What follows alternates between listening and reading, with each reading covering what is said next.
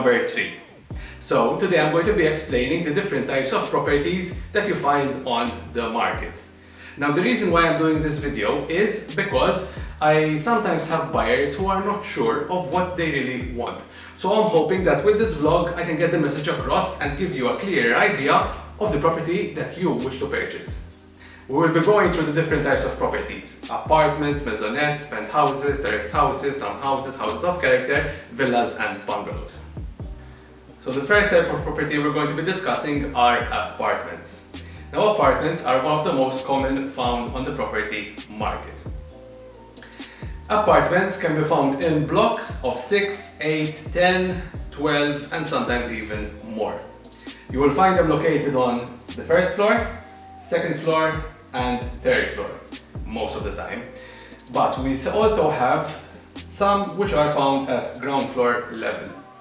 These at ground floor level have the same features as maisonettes, so they have a backyard and internal yard, but they won't have their own private entrance. They will be part of the common areas. When a buyer is interested in purchasing an apartment, there are some features that you have to look into. For example, the amount of bedrooms that you wish for, 1, 2, 3 and sometimes 4 or more, the amount of square meters you would like in the property, and the layout, squarish or longish.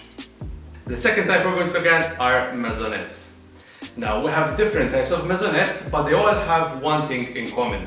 They have their own private entrance. When I say we have different types, it's because there are ground floor, first floor, second floor maisonettes, and we have the solitary duplex. Starting off with ground floor maisonettes, these are usually located at ground floor or slightly elevated. Now one of the perks of having a maisonette is a backyard or a front garden. In some circumstances, you will find both. Another perk of having a maisonette is easy access to the garage. This is usually found through the property itself, via a door, or else with a staircase built internally or through the backyard. Moving on to first floor maisonettes. Now, first floor maisonettes, to give you a better idea, are the properties that once you open the front door, you find a flight of stairs upwards. Now this means that you own the top part of the building. And with that comes the roof and the airspace.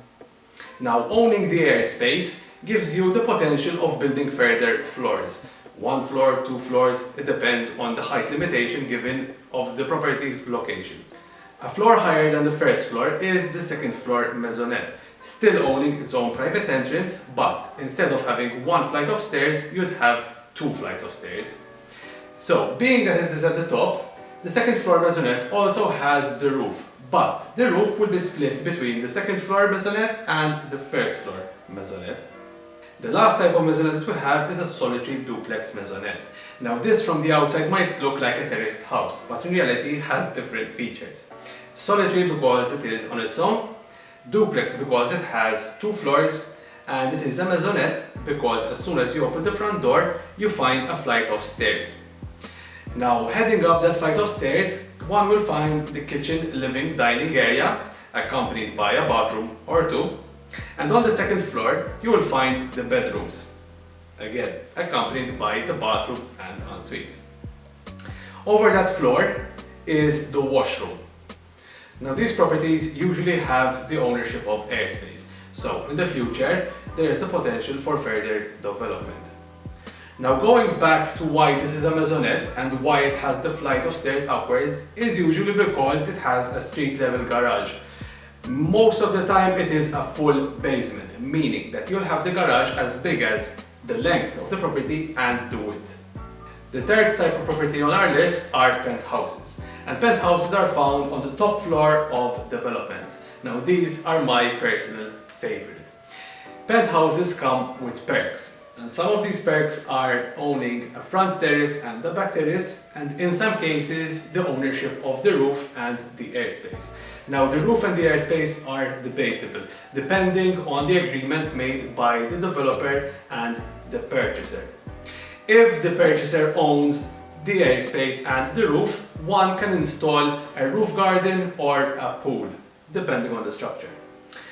In some cases we find duplex penthouses. Now in duplex penthouses, being that you have 2 floors, On the bottom floor, we would find the sleeping quarters, and on the top floor, the open plan, combining the kitchen, living, dining area accompanied by the terrace.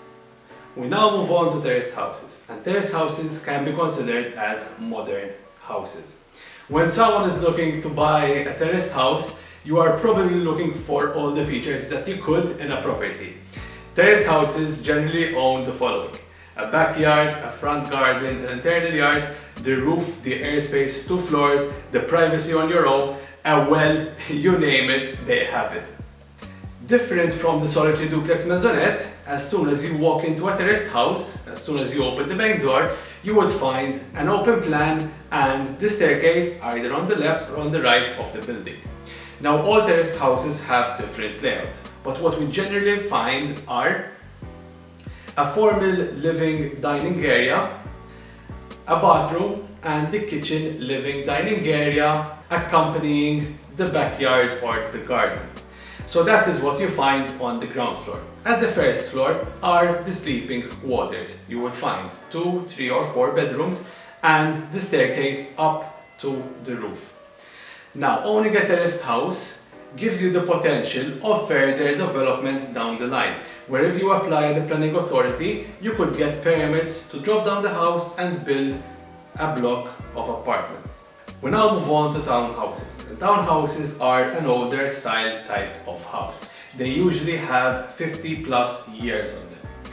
Now, we can compare the characteristics of terraced houses and townhouses. The only difference is that townhouses usually do not have garages, but they do have traditional Maltese features. And some of these features are wooden balconies, higher ceilings, stone spiral staircases, and stone arches that lead you from one room to another. Now, you would usually find townhouses in the UCA area, and the UCA area is in a perimeter close to the church. Now, the government offers a scheme when purchasing within a UCA area. You would pay less tax, but we will get into that when we speak to a notary. Now, owning a property within a UCA area restricts you from building as many floors as you want. You are only permitted to have 2 floors plus a washroom. And this is to keep the skyline close to the church at the same level. When you are looking to purchase a townhouse, you would also realize that most townhouses have larger backyards and townhouses. If this interests you and you would like to renovate a townhouse, there are quite a few on the market. For those of you that are interested in purchasing something older than a townhouse, can always look at houses of character. Now, houses of character have 100 years plus on them. But the good thing about houses of characters is that you will find a lot of traditional features. And some of these features are the bedroom, shorrock and wooden beams, courtyards, stone carvings of religious figures or family names on the facade, stone spiral staircases, loops of where they used to tie the animals on the facade or within the property, and wells and cellars. Now, there are 2 ways that you can purchase a house of character: converted or unconverted. If you're looking for a project that would like to restore a house of character yourself, you would have to go for the unconverted. But if you would like to purchase something which is already done and ready to move into, you would go for the converted house of character. The last 2 on our list today are villas and bungalows, and I am combining them together because they have quite a few of the same features. One of the main differences is that villas have 2 floors or more and bungalows have 1 floor. Now, some of the luxury features that you would find in these properties are pool areas, large dining rooms, saunas, personal drive-ins, games rooms, entertainment rooms, so on and so forth. These are the creme de la creme, and you would find all the luxury you would possibly want in a property. Now, the one good thing in Malta is that we have specific areas for villas and bungalows only. So keep that in mind the next time you're looking to buy a villa or bungalow. Another thing I would like to tell you about these are the type of detachment that you can get when purchasing a villa or bungalow. We have the fully detached bungalows and villas, which are not touching anybody else's property, and the semi-detached, where you only have one side of your property touching somebody else's. Before I close off today's vlog, I would like to ask you a question. Which type of property would you like to purchase? Please leave your answers in the comment section below. If you enjoyed watching this video, please hit a like. And if you'd like to know when my next vlog is out, hit the subscribe button and the notify bell. Now my next vlog is going to be about and how to read a plan correctly. Until then, please stay safe. Thank you for watching.